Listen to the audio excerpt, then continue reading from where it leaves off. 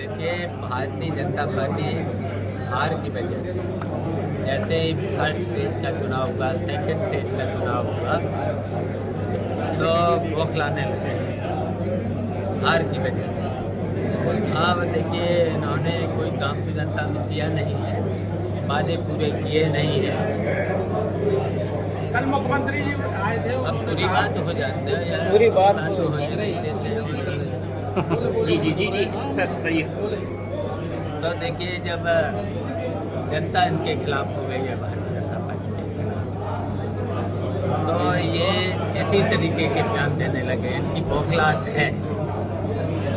अब देखिए, निश्चित इंडिया गठबंधन जो है, तो जो गठबंधन है, और आपने जो कहा मंगलसूत्र और परिवारवाद, इनके परिवार तो है नहीं।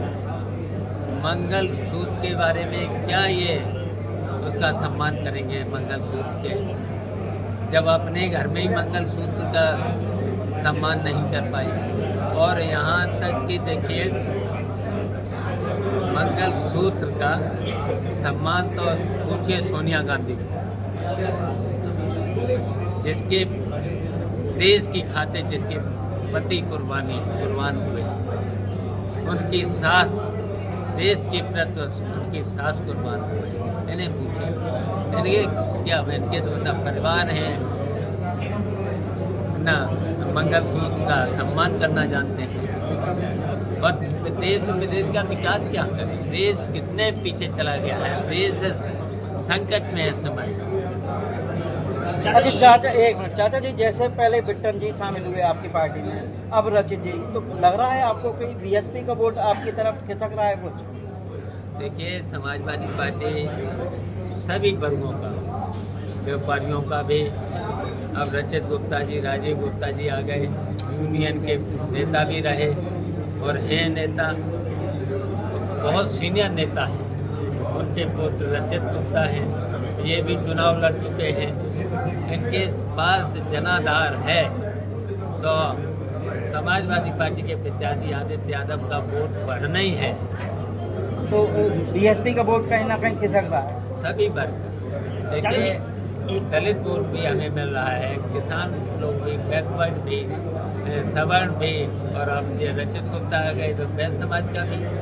अच्छा, इन समाज के लिए भारतीय जनता पार्टी ने कोई काम ही नहीं किया है, किसी भी समाज के केवल विघटन पैदा किया है, केवल विघटन इन्होंने भाई भाई को लड़ाने का काम किया है। उसकी वजह से पूरे देश की जनता भारतीय जनता पार्टी से नाराज हो चुकी है, तो इसलिए बौखलाए हुए हैं भाजपा। चलिए, एक सवाल और था आपसे। मैनिफेस्टो के बारे में मोदी जी लगातार कह रहे हैं 2024-14 में लाने जा रहे थे, और उसमें आरक्षण की बात कर रहे थे कि मुसलमानों को आरक्षण दिया जाएगा। इसको किस तरीके से देखते हैं? देखिए, इनको पहले तो जो जातीय गणना क्यों नहीं कराते, जातीय गणना करना चाहिए था, और जातीय गणना इसलिए नहीं कर रहे, 1932 में जातीय गणना हुई थी, तब देश की आबादी थी लगभग 35 करोड़, और आज हो चुकी है 140 करोड़ लगभग।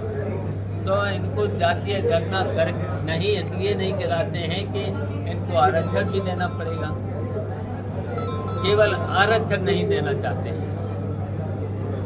मैनिफेस्टो का जो बात कर रहे हैं वो सिर्फ इसलिए कर रहे हैं कि आरक्षण की बात नहीं कर रहे हैं। देखिए, ये तो ढोंग करते हैं और जनता को केवल भ्रमित करते हैं, झूठ बोलते हैं भारतीय जनता पार्टी।